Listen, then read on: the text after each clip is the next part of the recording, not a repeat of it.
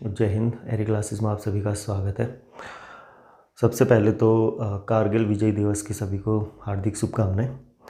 हम लोग SSC GD के जो और एसएससी के है ना, स्पेशली जो मोस्ट एक्सपेक्टेड क्वेश्चंस है आने वाले समय में या सबसे अच्छे जो इम्पोर्टेंट क्वेश्चंस होते हैं उसके एक सीरीज चला रहे हैं। ठीक, इसमें हम लोग मिक्स क्वेश्चन कर रहे हैं। तो आज एक और इसमें 10-12 क्वेश्चनों का एक और वीडियो बना रहे हैं। ठीक है, अच्छे क्वेश्चंस होंगे जो सबसे ज़्यादा इम्पोर्टेंट है आने वाले एग्जाम्स के लिए।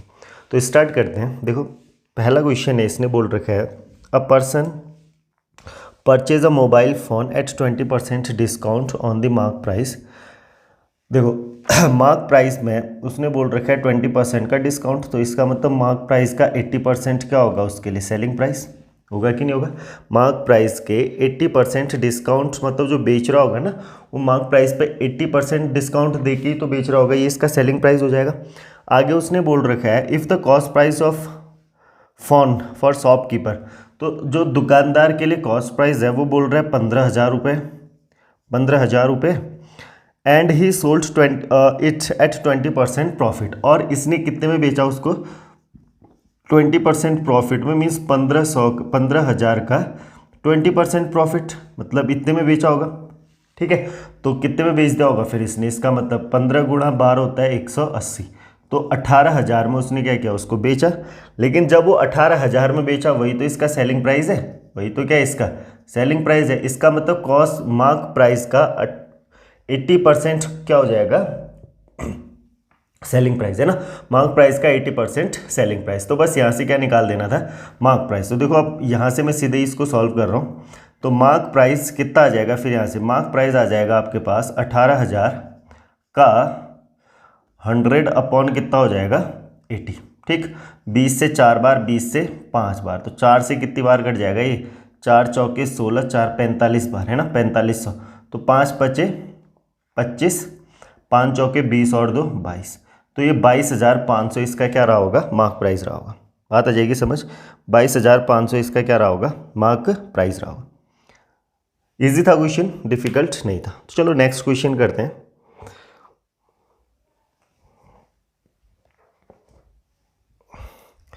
चलो दूसरा क्वेश्चन है पाइप एंड सिस्टम का। इसने बोला है एक टैंक को पाइप ए, देखो pipe A can fill a tank in 4 hours. A इसको 4 घंटे में भर सकता है, ठीक है, बी इसको 5 घंटे में, और सी इसको खाली करता है, देखो 1 घंटे में। सी इसको क्या कर रहा है, खाली कर रहा है 1 घंटे में। ठीक है, तो आगे हम लोग सबसे पहले इनकी एफिशिएंसी निकालेंगे। तो एफिशिएंसी के लिए इसका एलसीएम कितना हो जाएगा 20, एलसीएम कितना 20, तो 4 पंचे 20, 5 चौके 20 और ये 20 बार, तो मतलब ये पर मिनट 5 लीटर भर रहा है ए, ठीक है। बी पर मिनट 4 लीटर भर रहा है, और जो सी होगा वो पर मिनट 20 लीटर क्या कर रहा होगा, घटा रहा होगा। आगे उसने बोल रखा है कि इनको अलग अलग टाइम पे, इसको 2 बजे, ठीक है, इसको 4 बजे, और इसको कितने बजे, 5 बजे इसको क्या किया जाता है, पानी को खोला जाता है, या जो पाइप है ना उनको खोला जाता है। तो खाली होने में कितना टाइम लगाएगा। तो सबसे पहले तो देखो तीनों जो पाइप होंगे ना वो किस समय एक साथ काम करना स्टार्ट करेंगे, एक साथ, वो 5 बजे। तो हम लोग देख लेते हैं कि 5 बजे तक ए और बी ने कितना काम कर लिया। ठीक है, तो 5 बजे तक इसने 3 घंटे काम किया होगा, इसने कितने घंटे काम किया होगा, +3, और इसने कितने घंटे काम किया होगा, +1। तो इसका मतलब ए ने 3 घंटे में कितना काम किया होगा, ए का 3 घंटे का काम 15, प्लस बी का 1 घंटे का काम 4। अब तीनों काम कर रहे हैं, देखो अब 5 बज गया ना, 5 बजे तक ए ने कितने घंटे काम कर दिया था 3, बी ने कितने घंटे काम करा था 1, तो ए के 3 घंटे का काम, देखो 1 घंटे की एफिशिएंसी पर आवर था ना, ये 5 है, इसकी पर आवर 4 है, तो 5 × 15 धन 4। अब इसको, अब ये खाली हो जाएगा, अब ये कि 5 बजे के बाद क्या होने लग जाएगा, खाली होने लग जाएगा। किस रेट से, देखो 5 बजे तक तीनों स्टार्ट हो रखे हैं ना पाइप, तो इसका मतलब 5 और 4 9 तो भर रहा है, 20 उसको खाली कर रहा है, 9 भर रहा है, देखो +9 हो रहा है, लेकिन -20 लीटर भी तो हो जा रहा है, 20 लीटर माइनस हो जा रहा है, तो इसका मतलब -11 लीटर पर घंटे क्या हो रहा है, खाली हो रहा है। तो कितना टाइम लग जाएगा फिर, 11 लीटर 1 घंटे में खाली हो रहा है, और टोटल कितना, क्योंकि अब तो भरेगा नहीं, अब तो क्या होना है, खाली होना। एफिशिएंसी उसकी नेगेटिव में जा रही है, तो नेगेटिव में जाने का मतलब टैंक भरेगा नहीं, वो क्या होगा, घटेगा। तो कितने समय में खाली हो जाएगा, ये हो जाएगा आपके पास 19/11, एक सही 8/11। तो उसने पूछा था कितने बजे ना, तो कितने बजे होगा फिर 5 बजे से 1 घंटे 8/11 बाद। तो 5 घंटे के बाद 1 घंटा 6 घंटे या 6 बजे सॉरी, अपॉन होगा 6/11 जो ऑप्शन पहला। आ जाएगी समझ बात। तो कुछ भी नहीं था ये तो हम लोग इसको इस तरीके से कर लेंगे, ठीक है। चलो नेक्स्ट क्वेश्चन है, बहुत अच्छा क्वेश्चन है ये, मोस्ट इंपॉर्टेंट।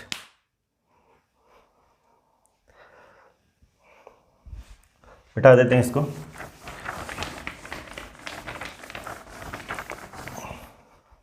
देखो उसने बोल रखा है एंगल ट्राइंगल ABC में कुछ इस तरीके का ट्राइंगल बनेगा ये,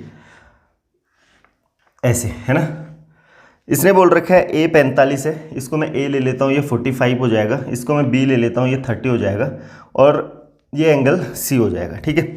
आगे उसने बोल रखा है AC की जो लेंथ है वो है 8, तो ABC का एरिया पूछा है, ABC का एरिया। तो सबसे बेस्ट तरीका क्या होगा, आप इसको क्या करो कि वो तरीका से ना साइन A/cos A लगा के यहाँ पर आप क्या कर सकते हो, अलग अलग साइड निकाल के फिर उसका एरिया निकाल सकते हो, लेंदी हो जाएगा। तो उससे बढ़िया तरीका ये होगा कि मैं इसमें क्या कर दूँ, एक परपेंडिकुलर ड्रॉ कर लेता हूँ, ठीक है। C से मैंने क्या किया, परपेंडिकुलर ड्रॉ किया, मीन्स ये 90 डिग्री पे होगा। तो अगर ये 90 है, ये 45 है, तो बोलो ये भी कितना होगा, 45 होगा कि नहीं होगा। ये 90 है, ये 30 है, तो बोलो ये कितना हो जाएगा, 60 होगा कि नहीं होगा। अब आप मुझे बताओ, अगर ये 45 ये 45, तो ये वाली साइड और ये वाली साइड बराबर होंगी, और ये दोनों साइड अगर बराबर होंगी, या फिर आप ऐसे समझ लो कि भाई हमें हाइपोटेनियस दे रखा है, हाइपोटेनियस दे रखा है, तो साइन 45 लिख लो कि बेस या हाइट या बेस कुछ भी निकल जाएगा, है ना। साइन 45 इक्वल्स टू परपेंडिकुलर, ये जो h बोल देता हूँ मैं, h/ बेस निकल जाएगा, ठीक है। ठीक, क्या हो जाएगा, परपेंडिकुलर अपॉन हाइपोटेनियस होगा ये 8।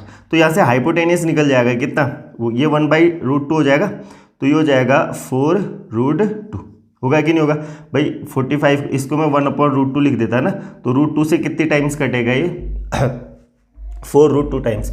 तो इसका मतलब ये हाइपोटेनियस आपके पास 4√2 है, और ये वाली यहाँ से लेके यहाँ तक इस लेंथ ये भी क्या हो जाएगी 4√2, ठीक है, सेम रेशियो। अब आप यहाँ पे क्या लगाओगे, देखो ये 30 है, ठीक है, 30 है, ये हाइट है, तो 10 30 लगा दो, तो 10 30 इक्वल्स टू क्या हो जाएगा, परपेंडिकुलर 4√2 अपॉन बेस होगा कि नहीं होगा। अगर मैं इसको बेस मान लेता हूँ तो यहाँ से 10 30 हो जाएगा 1/√3, तो बेस हो जाएगा आपके पास 4√6। तो ये वाली जो वैल्यू आ जाएगी 4√6। अब आपको पता है इस पूरे ट्राइंगल में हाइट क्या है 4√2 और बेस क्या है 4√2 + 4√6। तो मैं एरिया निकाल सकता हूँ इससे, एरिया आ जाएगा आपके पास हाफ बेस इंटू हाइट, तो बेस आ जाएगा 4√2 + 4√6 इंटू हाइट कितनी हो जाएगी 4√2। तो इससे ये कैंसिल कर लो आप 2 टाइम्स, ठीक है। 4 को कॉमन ले लो, तो 4 2 जा 8 और √2 से अंदर इंटू कर दो, तो 2 + √6 दूनी 12, तो 12 से क्या बाहर आ जाएगा 2√2, 2√3, 4 × 12 ना, तो 2√3 इसका क्या हो जाएगा आंसर, 8 + 2√3, ठीक है भाई। ऑप्शन बी वाला इसका आंसर हो जाएगा। तो ऐसे इसको करेंगे, बहुत अच्छा क्वेश्चन था, थोड़ा सा लॉजिक इसमें था कि आप इसको साइड ना निकाल के डायरेक्टली हम लोग क्या कर ले, ये लगा दे, तो उसके बाद साइड निकाले। चलो अगला क्वेश्चन, बहुत नेक्स्ट क्वेश्चन है, उसने बोल रखा है price of diesel is increased from 135, 135 से कितना हो जाता है 150, ठीक है। मतलब 9 से कितना हो जाता है 10। अगर मैं बोलूँ कि यार कितना % बढ़ा इसका, है ना, खर्चा।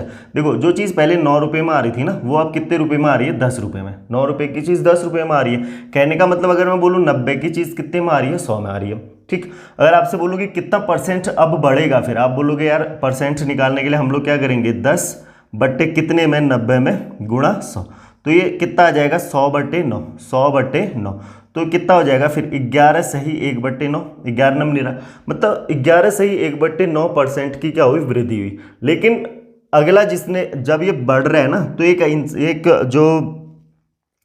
जो प्राइस है, अब हम ये नहीं कह रहे कि यार मैं मुझे पूरे का पूरा जैसे मैं पहले यूज करता था ना 90 का, जो अब 100 हो गया है, वो 100 का नहीं डलवाना चाहता डीजल, ठीक है। वो क्या करना चाहता है कि उसकी जो एक्सपेंसेस है, खर्चा है, वो क्या करे सिर्फ, अब अगर उसको पूरा जैसे पहले की तरह अगर चलना है तो 11.5 से 1/9% उसको बढ़ाना पड़ेगा खर्चा। अगर वो पहले की तरह चले ना तो 11 से 1/9% बढ़ाना पड़ेगा, लेकिन वो कह रहे हैं कि मैं इतना नहीं बढ़ाऊंगा, सिर्फ कितना बढ़ाऊंगा 5% बढ़ाऊंगा। इसका मतलब पहले अगर 90 रुपये खर्चा करता था तो अब 5% बढ़ाएगा, मीन्स अब कितना खर्चा करेगा फिर 90 का 5% 45 मीन्स प्लस 4.5 खर्चा करेगा, तो ये कितना हो जाएगा 94.5।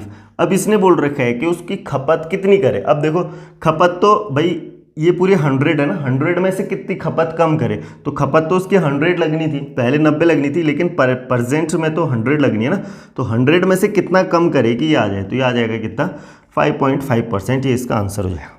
ठीक है, 5.5% इसका क्या हो जाएगा आंसर हो जाएगा। बहुत अच्छा क्वेश्चन था, थोड़ा सा इसको समझना है, बस इसको ऐसे ही करना था। ठीक है, चलो अब नेक्स्ट क्वेश्चन पर आ जाते हैं। देखो बहुत अच्छा क्वेश्चन है, उसने बोल रखा है एक धनराशि है, ठीक है, प्रिंसिपल है वो 7.5 वर्षों में, 7.5 का मतलब हो जाएगा 7 दूनी 14 और 1 15/2। ठीक है, इतने साल में अपने का 11/8 गुना हो जाता है। अगर 800 प्रिंसिपल रहा होगा, अगर प्रिंसिपल रहा होगा तो अमाउंट बन जा रहा है कितना गुना 1100, अमाउंट कितना बन जा रहा है 1100। तो इसका मतलब जो SI रहा होगा, SI रहा होगा कितना रहा होगा वो 8 3 11, SI कितना रहा होगा भाई 1100, मतलब 800 से 1100 हो रहा है, 800 रुपये पहले प्रिंसिपल था, सिंपल इंटरेस्ट बढ़ा तो कितना कितने 15/2 मतलब 7.5 साल में 300 रुपये बढ़ रहा है, कितने साल में बताओ 7.5 साल में, मीन्स 15/2। ठीक लिखा है, 15 दूनी 30, तो SI आ रहा है 40। 800 रुपये पे हमें पहले क्या निकालना है ना SI निकालना है, 40 रुपये आ रहा है, तो R% कैसे निकालेंगे, बहुत ईजी है ये, R% निकालेंगे भाई 40 रुपये 800 में, 40 रुपये कितने में 800 में गुणा 100, तो 2 0 से 8 पंचे 40। इसका मतलब हुआ कि सिंपल इंटरेस्ट जो पड़ रहा था ना रेट, इंटरेस्ट रेट क्या हो जाएगा आपके पास 5%। बस अब आगे क्वेश्चन देख लो, ये सिर्फ समझाने के लिए लिखना पड़ता है, अदरवाइज हम डायरेक्ट इसको सॉल्व कर सकते हैं। ठीक है, अब वो बोल रहा है कि 1200 से कितना हो जा रहा है बताओ 1900, मतलब कितना बढ़ रहा है यहाँ से, अब बताओ 1200 से 1900 हो रहा है तो कितना बढ़ जा रहा है 700 बढ़ जा रहा है। और 5% इंटरेस्ट कितना आया था हमारे पास 5% आया था ना, तो 1200 का 5% बोलो कितना 60, तो हर साल 60 रुपये इंटरेस्ट मिलेगा, तो इतना इंटरेस्ट कितने साल में मिलेगा, तो ये हो जाएगा आंसर। तो 6 एकम 6, ठीक है 6 एकम 6 हो जाएगा, बचेगा कितना 1 10, 6 एकम 6, तो 4/6। अगर इसको मंथ में कन्वर्ट करना है तो 12 से गुणा करेंगे, तो 6 दूनी 12, तो 11 महीने 11 साल और 8 महीने इसका क्या हो जाएगा आंसर। बात आ जाएगी समझ। तो हमने पहले से क्या निकाल दिया, सीधे इंटरेस्ट रेट निकाल दिया, बाद में क्या था भाई 1200 रुपये 1900 हो रहे, तो इसका मतलब इंटरेस्ट मिल रहा था 700, 5% के हिसाब से 1200 में कितना रुपये मिलेगा 60 रुपये, तो बताओ फिर 60 रुपये के हिसाब से 700 रुपये बनने में इंटरेस्ट, क्योंकि इंटरेस्ट तो हर हमेशा सेम रहता है ना, हर साल सेम रहता है, तो कितना टाइम लग जाएगा 11 साल और 8 महीने। आ जाएगी बात समझ। चलो नेक्स्ट,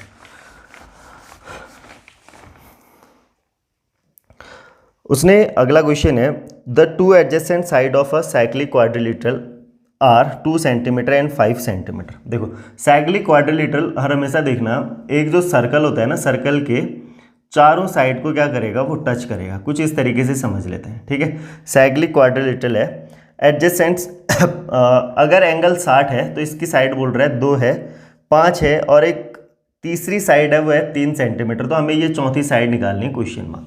ठीक है, तो आप सबसे बढ़िया तरीका क्या है इसको करने का, हमें एक फॉर्मूला पता होता है कॉस थीटा इक्वल्स टू हो जाता है आपके पास। ठीक, अगर मैं बोलता हूँ ना एक ट्राइंगल बना लेते हैं, ये एक हमारे पास ट्राइंगल है, ये एंगल थीटा है और ये साइड ए बोल देता हूँ, इसके ठीक अपोजिट वाली ये बी और ये सी, बाकी रेस्ट 2 साइड्स।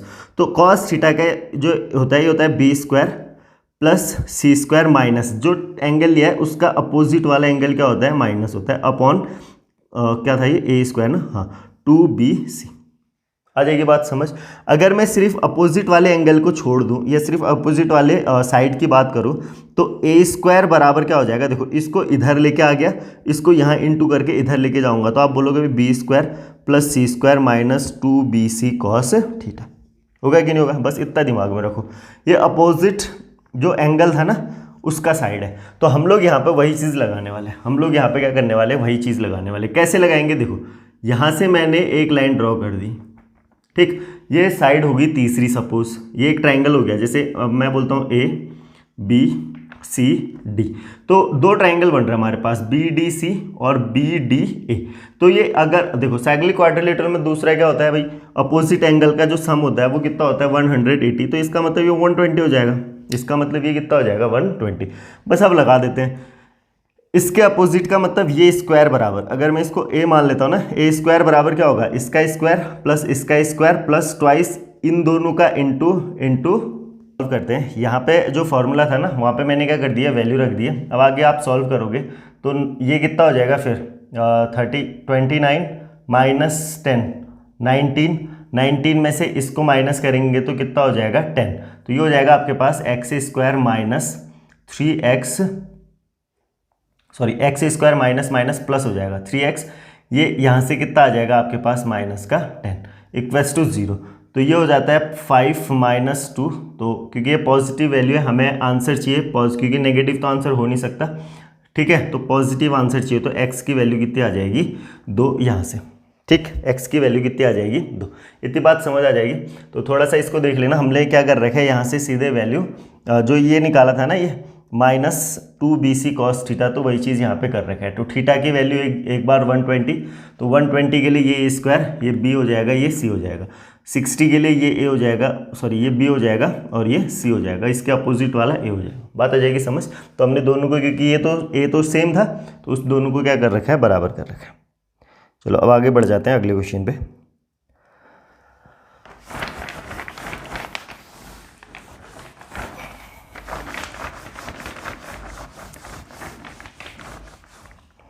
देखो अगला क्वेश्चन है इसमें,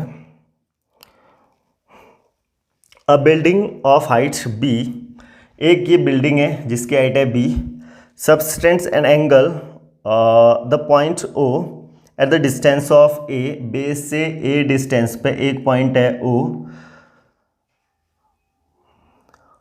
from the base of building on the ground, if a pole is mounted on the building सब, इसके ऊपर एक पोल ये रखा गया है, the same angle find the height of पोल, ठीक है। तो यहाँ से जो एंगल ये बन रहा था थीटा ओ पे, वही एंगल इस पोल की वजह से भी यहाँ पे क्या बनेगा, थीटा बनेगा। तो बहुत बेकार सा क्वेश्चन हो गया। देखो ये हमने h ले लिया, तो हमें h ही पूछा है, हमें क्या पूछा है h, तो हम लोग क्या करेंगे, देखो अगर ये थीटा, तो पहले बताओ tan थीटा किसके बराबर हो जाएगा भाई, ये थीटा था ना, तो tan theta perpendicular upon base, तो b अपॉन ए। ये दूसरा पूरे के लिए बताओ tan 2 थीटा बराबर हाइट क्या h प्लस बी अपॉन ए, क्या हो जाएगा बेस, ठीक है, अपॉन क्या हो जाएगा ये वाला ए। तो tan थीटा हो जाता है हमारे पास 2 tan theta upon 1 minus tan square theta बराबर, तो यही हो जाएगा h plus B upon A, ठीक है, h प्लस बी अपॉन ए। तो हमें पता है भाई tan थीटा की वैल्यू, तो अब हमें सिर्फ क्या कर देनी है, वैल्यू को पुट करना है यहाँ पे। तो 2 into B upon A, 2 into B upon A upon 1 minus tan square theta means B square upon A square equals to क्या हो जाएगा h plus B upon A, ठीक है। तो अब देखो इस a से ये a कट जाएगा, जो यहाँ पे b है ना, क्योंकि अपॉन में जाएगा, ये भी अपॉन में जाएगा, तो इस a से ये a कैंसिल हो जाएगा, तो यहाँ से बचेगा आपके पास 2b अपॉन ए square minus b square, LCM ले लिया और a स्क्वायर को इधर भेज दिया, तो ये बन जाएगा a square in h plus A square B. कोई दिक्कत? तो अब आपको क्या करना है, इसमें सिर्फ हमें तो h लेके आना है ना, तो ये h लेके आना है, तो h लेके आने तो हम उल्टा कर लेते हैं यार, वरना ये थोड़ा सा कॉम्प्लिकेटेड हो जाएगा ना। तो हम लोग सिर्फ h यहाँ पे छोड़ते हैं, b को इधर लेके आते हैं, तो ये आपके पास बन जाएगा 2a स्क्वायर बी अपॉन ए स्क्वायर माइनस बी स्क्वायर, ठीक है, माइनस b बराबर h। अब इसको सॉल्व करना है, ठीक है। तो ये क्या बन जाएगा, देखो 2a स्क्वायर बी माइनस ए स्क्वायर बी माइनस बी का क्यूब, माइनस माइनस क्या हो जाएगा, प्लस हो जाएगा ना, प्लस बी का क्यूब अपॉन क्या हो जाएगा, a square minus b square बराबर h। तो बस इसको सॉल्व कर लो, 2a स्क्वायर बी से ये माइनस हो जाएगा, तो हमारे पास सिर्फ बचेगा ए स्क्वायर बी प्लस बी का क्यूब अपॉन ए स्क्वायर माइनस बी स्क्वायर। तो ऊपर से b को कॉमन ले लेंगे, तो जैसे b को कॉमन ले लेंगे ना तो ब्रैकेट में बच जाएगा हमारे पास a square plus b square upon में हो जाएगा a square minus b square, और ये इसका क्या हो जाएगा आंसर। ठीक है, बाकी तो कैलकुलेशन का वैल्यू रख के आप जितनी जल्दी इसको क्या कर सकते हैं, सॉल्व कर सकते हैं। ठीक, आगे बढ़ जाए। चलो अब अगला क्वेश्चन है,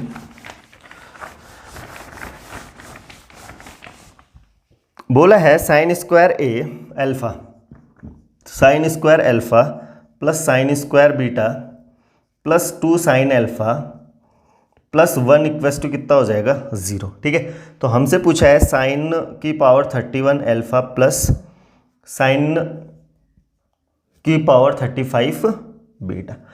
तो देखो 2 साइन अल्फा लिखा है ना, और ये 1 लिखा है, और ये 1 sine square a square plus b square plus 2ab। तो इसका मतलब ये हो जाएगा भाई साइन अल्फा प्लस 1 का whole square plus sine square beta equals to कितना 0।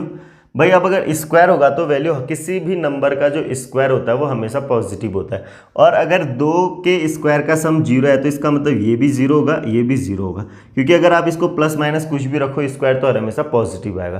तो ये होने का एक ही कंडीशन है, स्क्वायर में अगर बराबर 0 है तो दोनों इंडिविजुअली क्या होते होंगे, 0 होते होंगे। तो इसका मतलब यहाँ से साइन अल्फा आ जाएगा माइनस का 1 और साइन बीटा आ जाएगा कितना 0, साइन बीटा कितना 0। अगर साइन बीटा 0 तो ये तो 0 हो जाएगा, और साइन अल्फा को -1 की पावर 31 लिखोगे तो माइनस की पावर अगर ऑड होती है, माइनस की पावर अगर ऑड होती है तो वैल्यू क्या हो जाएगी, नेगेटिव। माइनस की पावर अगर ऑड होगी तो वैल्यू क्या हो जाएगी उस कंडीशन में, नेगेटिव हो जाएगी। ठीक है, आगे बढ़ जाए। चलो बेकार सा क्वेश्चन था ये, स्क्वायर फॉर्मेट इसको बनाना था दोनों को। आगे इसने बोल रखा है एक व्यक्ति ने अ पर्सन डिवाइड्स सम 17,200 इसको 3 हिस्सों में बांटता है सिंपल इंटरेस्ट पे, 5%, 6% और 9% simple interest. At the end of 2 year he got same. देखो समय सेम है सबके लिए, ईयर 2 साल में ही मिल रहा है। ठीक है, तो इसका मतलब हमें उसकी कोई वैल्यू नहीं है। इंटरेस्ट का क्या बना दो आप, रेशियो। 5% ए बराबर हो जाएगा 6% बी बराबर हो जाएगा 9% सी के। बस, तो आप क्या करोगे, ए बी सी निकाल दो यहाँ से, ए बी सी।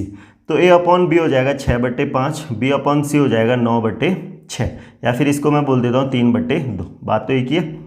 तो यहाँ से आ जाएगा 5 6 तियाँ 18, 5 तियाँ 15 और 5 दूनी 10। तो 15 और 10 25, 25 और 10 35, मैं 8 जोड़ोगे तो कितना आ जाएगा 43। इस 43 की वैल्यू उसने कितना दे रखा हमसे, 17200। ठीक है, दिख रहा है यहाँ पे। तो 17200, तो इसका मतलब 1 की वैल्यू कितनी आ जाएगी, 3 के टेबल में 2 कब आता है भाई, 4 बार। तो 4 तियाँ 12, 4 चौके 16, तो 400 आ जाएगा। अगर 1 का मतलब 400 है तो हमसे किसका मतलब पूछा था, सी 10 का मतलब। 10 का मतलब 400 के आगे क्या कर दोगे आप, एक और 0 चिपका दोगे, आ जाएगी भाई बात समझ। चलो अब एक और क्वेश्चन है, अगला क्वेश्चन देखते हैं। बोला है 30% पेट्रोल, डीजल है 60% और 10% है क्या, कैरोसिन। कैरोसिन हो जाएगा 10%। ध्यान से समझना, आगे उसने बोल रखा है 30% of solution is replaced by kerosene and 3/7 of the obtained solution is replaced by petrol diesel in the mixture. Now percentage of diesel mixture किसमें, इस मिक्सचर में।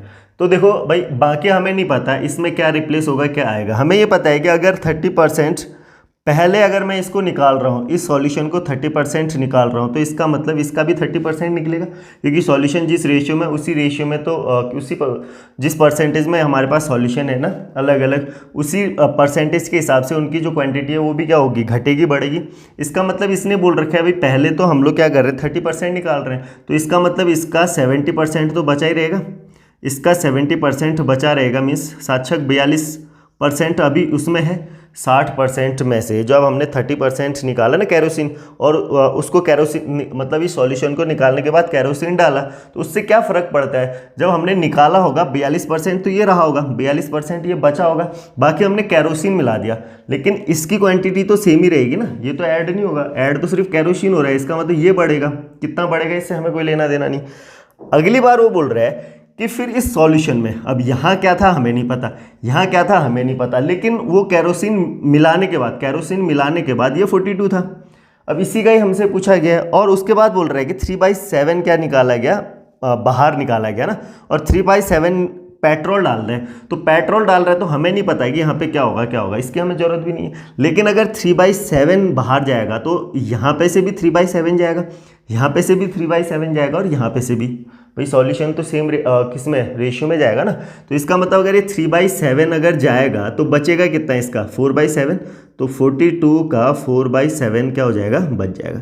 भाई 3/7 का मतलब टोटल 7 था, तो 7 में से 3 गया तो बचा कितना, फिर 4/7। इसका मतलब ये होता है। तो 7 से कितनी बार, 6, 7 6 42, तो 6 चौके 24% फाइनल उसका बच जाएगा डीजल। ठीक है, डीजल की परसेंटेज कितना है, 24%। आ जाएगी भी बात समझ। तो बेकार सा क्वेश्चन था ये, बस थोड़ा सा दिमाग लगाना था इस क्वेश्चन के लिए, बाकी इसमें कुछ भी नहीं था। तो नेक्स्ट क्वेश्चन करें, लास्ट क्वेश्चन है आज का, देखो सिंप्लीफिकेशन का। लास्ट क्वेश्चन सिंप्लीफिकेशन का, उसने बोल रखा है find the value, under root के अंदर है देखो -3 है ये, सिर्फ -3 अंडर रूट के अंदर -3 सिर्फ इतना होगा। ठीक है, प्लस ये वाला अंडर रूट पूरे में जा रहा है। अब 3 + 8 √7 + 4 √3, इसकी वैल्यू निकालनी है। ठीक है, इसकी वैल्यू क्या करनी है, हमें निकालनी है।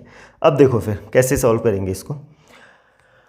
स्क्वायर रूट के अंदर है तो हम लोग क्या करेंगे, यहाँ पे ये तो भाई a² + b² है, ये क्या है हमारे पास a² + b², और ये बनाएगा 2ab। तो यहाँ पे 4 नीचे, मुझे यहाँ पे 2 चाहिए, तो इसका मतलब एक 2 को अंदर कर दिया 4 बना के। तो अब बताओ इन दोनों का सम कितना, 7, तो बस आंसर आ जाएगा। तो यहाँ से मैं लिख रहा हूँ सिर्फ 3 + 8 × 2 मतलब √4, ये हो जाएगा ना, √4 + √3, बस ये इसका स्क्वायर रूट है। ठीक, तो √4 को क्या लिख सकते हैं हम लोग, 2। तो यहाँ से देखो अभी माइनस को वैसे रहने दो, 3 + 8 दूनी 16 + 8 √3, तो 8 नहीं चाहिए मुझे, सिर्फ 2 चाहिए यहाँ पे। ये 8 √3 होगा ना जब 8 से इंटू करेंगे तो 8 नहीं चाहिए यहाँ पे, 2 चाहिए। इसका मतलब 4 को अंदर जाएगा क्या बन के, 16 बन के, 4 अंदर चले जाएगा क्या बन के, 16। तो ये देखो ये 16 + 3 a + b, और ये भी 16 + 3। तो आप देखोगे भाई अंडर रूट, अब मैं -3 को लेके आ रहा हूँ, -√3 + √3 + √14 होगा कि नहीं होगा भाई, ये सॉरी 14 नहीं 16, ये क्या बन जाएगा आपके पास a + b, a² + b² + 2ab। तो इसका मतलब ये a है √3 और b क्या है, √16। तो रूट माइनस का √3 पहले से, तो √3 ये अंडर रूट से बाहर आ जाएगा। ठीक है, तो जो ये हमने किया था, अगर आप पूरा लिखना चाहो तो ये लो, पूरा लिख दिया मैंने, -√3 प्लस, पूरा लिख दो -√3 प्लस। इससे क्या फ़र्क पड़ता है। ठीक है, तो ये दोनों क्या हो जाएंगे, कैंसिल हो जाएंगे। ये क्या बन जाएगा, 4। तो √4 किसके बराबर आ जाएगा, 2 के। √4 किसके बराबर आ जाएगा, 2 के। बस ये इसका सॉल्यूशन है। तो आपको आ जाएगी बात समझ। तो 8-10 बढ़िया क्वेश्चन थे ये। ठीक है, अप्रोच क्या रहेगा, किस तरीके से हम लोग इन क्वेश्चनों को सॉल्व करते हैं वो इंपॉर्टेंट है। ठीक है, किस तरीके से हम कितनी जल्दी इन क्वेश्चनों को सॉल्व कर सकते हैं। तो आज के लिए इतना ही करते हैं, फिर कल मिलते हैं कुछ नए अच्छे क्वेश्चनों के साथ। Thank you.